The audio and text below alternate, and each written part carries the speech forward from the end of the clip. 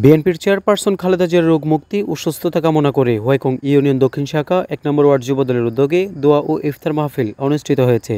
২৩ March সোমবার হোয়াইকং খারাঙ্কালী কোম্বানিয়াপাড়া সরকারি প্রাথমিক বিদ্যালয়ের মাঠে উক্ত ইফতার মাহফিল অনুষ্ঠিত হয়। হোয়াইকং ইউনিয়ন দক্ষিণ শাখা সাংগঠনিক ১ নম্বর ওয়ার্ড যুবদলের সভাপতি কবির আহমদের সভাপতিত্বে হাফেজ ফেরদৌসের কোরআন তেলাওয়াত ও ছাত্রদল নেতা শহীদুল ইসলাম সোহাগের সঞ্চালনায় প্রধান অতিথি হিসেবে উপস্থিত ছিলেন কক্সবাজার জেলা বিএনপির সদস্য ও টেকনাফ উপজেলা যুবদলের সদস্য সচিব তারুণ্যের অহংকার জননেতা জনাব জুনায়েদ আলী চৌধুরী।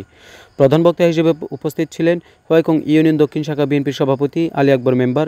বিশেষ অতিথি হিসেবে উপস্থিত ছিলেন কক্সবাজার জেলা যুবদলের সদস্য লোকমান হাকিম, হোয়াইকং ইউনিয়ন দক্ষিণ শাখা যুবদলের সদস্য সচিব আনোয়ার হোসেন, হোয়াইকং দক্ষিণ শাখা শ্রমিক দলের আহ্বায়ক সুলতান আহমদ, টেকনাফ উপজেলা ছাত্রদল নেতা কবির আহমদ কবি, হোয়াইকং দক্ষিণ শাখা স্বেচ্ছাসেবক দলের আহ্বায়ক নুরুল কবির, ছাত্রদল নেতা সাইদুল ইসলাম সহ ওয়ার্ড ও ইউনিয়নের নেতা ও কর্মীবৃন্দরা উপস্থিত ছিলেন। প্রধান অতিথির বক্তব্যে জুনায়েদ আলী চৌধুরী আগামী নির্বাচনে সবাইকে ঐক্যবদ্ধ হয়ে শাহজাহান চৌধুরীকে বিজয় নিশ্চিত করতে কাজ করার আহ্বান জানান। অনেককে মিথ্যা মামলা দিয়েছেন, আজকে আমাদের নেতা কই? আমাদের নেতাকে আমরা খুঁজে পাবেন না। কেউ গেছে ইন্ডিয়া, কে গেছে অস্ট্রেলিয়া, কে গেছে সুইজারল্যান্ড, তারা ঠিকই তাদের সুন্দর জীবন যাপন করছে, কিন্তু আজকে আমাদেরকে কিভাবে রেখে গেছে সেই জিনিসগুলো আমরা চিন্তা করবেন।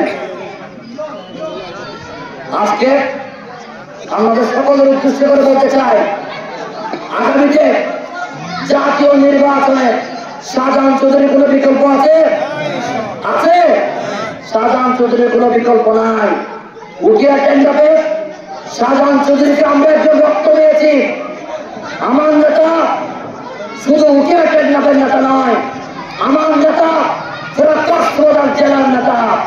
পুরা কক্সবাজার জেলার যে কোটি ইউনিয়ন রয়েছে, যে কোটি থানা রয়েছে, আমার নেতা সব কোটি থানা এবং ইউনিয়নের নেতৃত্ব দিয়ে তাদের ঠিক কিনা?